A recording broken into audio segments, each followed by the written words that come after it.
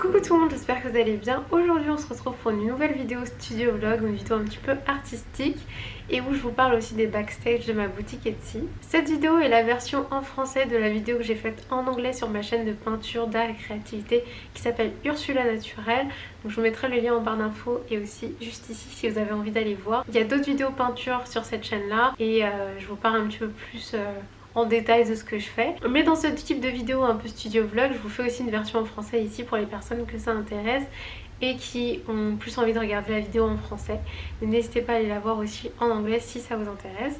J'essaie de continuer à améliorer mon anglais comme ça et bon, ça marche plutôt bien je dirais, donc je vais essayer de continuer et j'adore faire des vidéos en anglais. Dans cette vidéo aussi je vais vous parler d'une commande personnalisée que j'ai faite, une peinture personnalisée. Je vais vous montrer aussi comment j'emballe mes commandes et je vais vous faire un petit unboxing de ma nouvelle machine de découpe. Vous verrez tout ça dans cette vidéo. J'avais envie de faire une introduction parce que la vidéo est quand même assez courte et vous verriez pas du tout si je faisais pas d'intro. J'aime bien filmer en général juste les mains et vous montrer ce que je fais, mais c'est vrai que c'est sympa aussi des petits plans où je parle directement à la caméra. Voilà. Bref. On essaie de faire ça aussi. Donc aussi j'ai, comme vous avez pu voir, accroché mes tableaux, certains d'entre eux sur le mur qui est derrière. Et en fait j'ai utilisé de la pâte à fixe. Et j'avais déjà utilisé cette pâte à fixe il y a 2 ans. J'avais accroché des petites peintures sur feuilles que j'avais fait dans ma chambre. Et ça avait tenu, ça a tenu hyper bien, ça s'est pas du tout décroché en 2 ans. Et en fait je me suis dit je pourrais quand même tester sur les toiles. Et en fait ça tient bien, ça tient méga bien même. Ça bouge pas du tout, franchement c'est assez impressionnant. En général en fait je mets des petites attaches. J'en ai des dorés et des noirs, donc comme ça derrière les tableaux pour pouvoir les accrocher facilement avec un clou. Et c'est pratique aussi, mais c'est vrai que du coup j'hésite, je sais pas trop est-ce que je continue à vous mettre des attaches ou pas. C'est bien je pense quand même. Pour les grands tableaux honnêtement j'étais pas sûre que ça supporterait en fait le poids déjà même des petites toiles. Je veux dire que la plupart du temps je peins sur des toiles qui sont quand même assez fines, j'en ai quelques-unes un peu plus épaisses, mais celles-ci en tout cas celles qui sont fines ça tient vraiment bien. Je pensais pas forcément que sur le 30 cm par 30 cm ça tiendrait aussi, mais ça tient donc c'est cool. Du coup je pense que je vais vous demander quand vous passerez commande sur ma boutique Etsy, parce que du coup ces tableaux, ces peintures sont toujours disponibles sur ma boutique Etsy et en fait je peux très facilement du coup les retirer. Ça ne laisse pas du tout de traces derrière la peinture sur le mur, c'est vraiment génial. Donc je peux vraiment les retirer, les bouger comme je veux. Et donc ils sont toujours dispo sur ma boutique Etsy. En plus ça vous permet de les voir un petit peu comme ça. Et donc ouais, je pense que je vais vous demander maintenant quand vous passerez commande ce que vous préférez. Est-ce que vous voulez que je vous mette une attache si vous pensez l'accrocher directement avec un clou sur le mur, ou est-ce que vous préférez peut-être utiliser de la pâte à fixe, ou est-ce que vous préférez l'encadrer. Donc je sais pas, peut-être que je vais ajouter une option sur ma boutique Etsy, je sais pas encore trop. Dites-moi ce que vous en pensez en tout cas déjà du petit mur de peinture. Dites-moi ce que vous pensez aussi de ces deux possibilités, ce que vous préférez. J'aimerais bien savoir. Voilà. En tout cas c'était hyper simple et facile à faire, donc je suis contente du résultat. J'ai pas pu mettre toutes mes peintures mais j'en ai mis pas mal déjà et voilà, je pense que je pourrais les changer, modifier un petit peu au fur et à mesure. J'ai aussi des peintures qui sont ici à droite et à gauche ici. Et voilà ce que ça donne. Et comme je vous le disais aussi, j'ai fait donc récemment une peinture personnalisée. Donc c'était une peinture qui ressemblait à ça. Donc j'ai fait d'abord un petit format sur papier et ensuite un grand format 30 cm par 30 cm sur une toile en fait de cette taille là à peu près, donc comme cette peinture. Et c'était vraiment cool, c'était une bonne expérience. En fait le client voulait quelque chose qui ressemble donc à ça. On a discuté ensemble des idées, on a échangé et ce qui était cool c'est qu'il était assez ouvert aux propositions. Donc j'ai vraiment pu lui proposer ce qui correspondait aussi un peu à mon style. En plus utiliser des couleurs que j'aime beaucoup. Donc c'était vraiment cool. À la base il voulait une peinture acrylique. En général moi j'utilise pas trop d'acrylique à part pour le doré, l'argenté. Mais par contre j'utilise de l'acrylique gouache donc qui est un peu similaire. D'ailleurs si vous êtes intéressé, vous voulez savoir ce que c'est, je vous en parle sur ma chaîne de peinture. Et donc j'ai utilisé l'acrylique gouache et j'ai ajouté un petit peu par exemple d'argenté là sur la lune et sur les étoiles. Et comme en plus à la fin je le spray, je le vernis, le rendu est vraiment très proche de l'acrylique, sauf que il y a vraiment un rendu très plat, moi ce que j'aime bien. J'aime pas forcément avoir trop texture. Donc voilà, moi je le trouve vraiment très joli à la fin. Donc c'était cool parce qu'au final la peinture ressemble à mon style, je trouve. Dites-moi ce que vous en pensez. Mais ce sont les idées qu'il avait envie d'avoir sur la peinture et la scène en fait qu'il avait envie de représenter. Donc voilà, dites-moi ce que vous en pensez. Je suis plutôt contente et en tout cas c'est une bonne expérience. J'aurais pas forcément pensé à faire ça, donc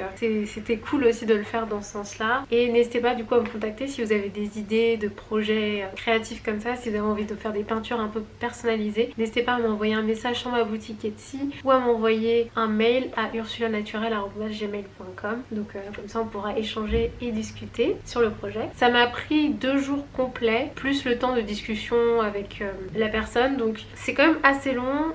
Une journée du coup pour vraiment réfléchir aux idées et créer donc cette petite peinture, donc le petit format, pour lui montrer, voir si ça correspondait à ce qu'il voulait. On a aussi échangé sur ce qu'il ne voulait pas, je trouve que ça c'est vraiment important aussi. Quand je lui ai montré ça, en tout cas il était super content déjà, et donc j'ai pu ensuite passer au grand format final sur toile, et ça m'a pris aussi une journée. Donc voilà, dites-moi ce que vous en pensez. Je vais vous montrer aussi comment j'emballe mes commandes, donc comment j'emballe les grands formats comme par exemple la toile, et comment j'emballe aussi par exemple mes marque-pages, parce que j'ai reçu des commandes de marque-pages. J'ajoute généralement une note de remerciement sur une carte avec mes informations. Le client avait prévu d'encadrer ce tableau, donc je n'ai pas ajouté d'attache à l'arrière du tableau. Et je l'ai emballé ici avec du papier craft argenté pour faire un petit rappel avec l'argenté que j'ai utilisé sur la peinture. Je trouvais que c'était sympa.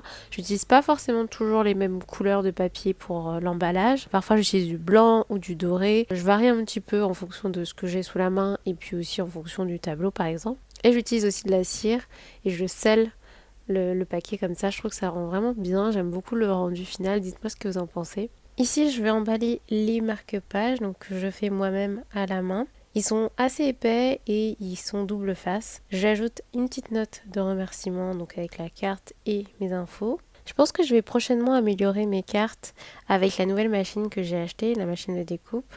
Je vous montrerai ça bientôt. Mais j'avoue que j'aime beaucoup en fait le rendu et le style écrit en fait à la main comme ceci. Je trouve que ça fait vraiment unique et chaque carte est vraiment différentes des autres, donc j'aime bien ce côté là. Je sais que c'est un peu bizarre, je pourrais tout à fait les imprimer et les faire similaires, exactement les mêmes à chaque fois, mais je sais pas, j'aime le côté fait main. J'aime aussi le côté assez simple et sobre en fait de l'emballage, même si j'aime bien la petite touche originale avec le seau, et puis là j'ai utilisé du blanc et du doré, je trouve que ça rend bien ensemble. J'ai vraiment envie que ça ressemble à des petits cadeaux à chaque fois et que ce soit un petit moment spécial quand vous l'ouvrez. Dites-moi ce que vous en pensez. Et je vais finir par les emballer dans du papier bulle pour vraiment bien les protéger, donc les protéger de l'humidité mais aussi des chocs potentiels, et surtout la toile en fait. Les toiles je les emballe vraiment de manière encore plus importante on va dire, pour être sûr qu'ils arrivent en bon état, donc c'est super important évidemment. Au final quand j'emballe mes commandes ça me prend quand même pas mal de temps, mais c'est vraiment important à la fois pour le côté un petit peu mignon, spécial quand on ouvre le paquet, et aussi pour que l'emballage soit sûr et que le produit soit bien protégé. Donc j'ai différents cartons, des boîtes et aussi des enveloppes rigides pour pouvoir envoyer mes différents formats.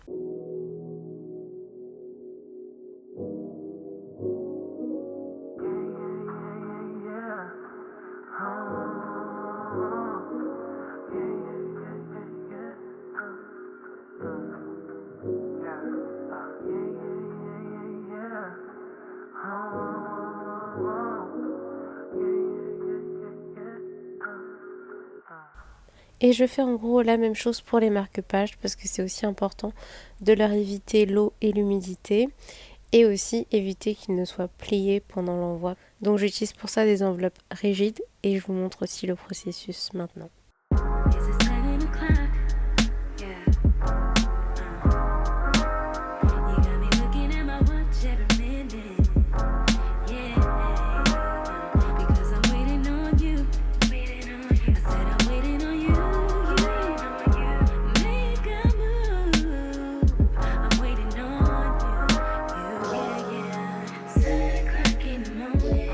J'ai aussi, donc comme je vous l'ai dit, une nouvelle machine de découpe qui est vraiment trop cool.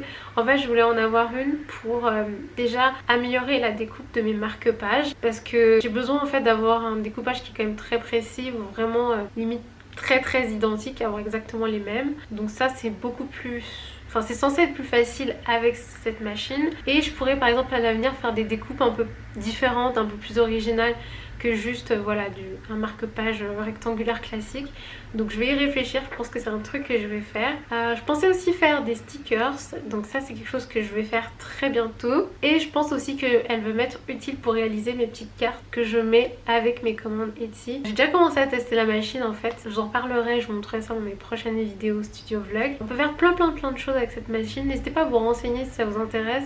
Il y a plein d'autres possibilités. Et voilà en tout cas moi pourquoi je voulais la voir.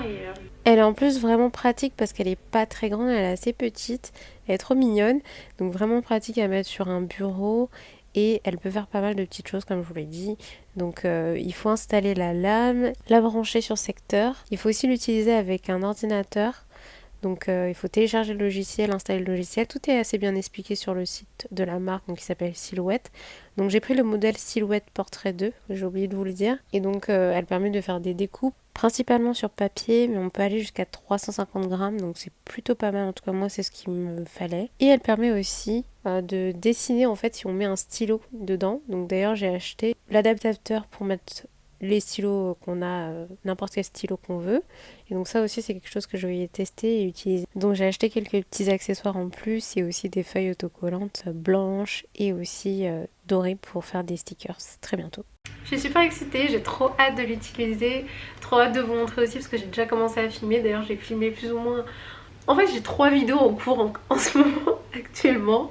J'ai commencé à filmer la première, j'ai pas fini mais j'ai commencé à filmer la deuxième.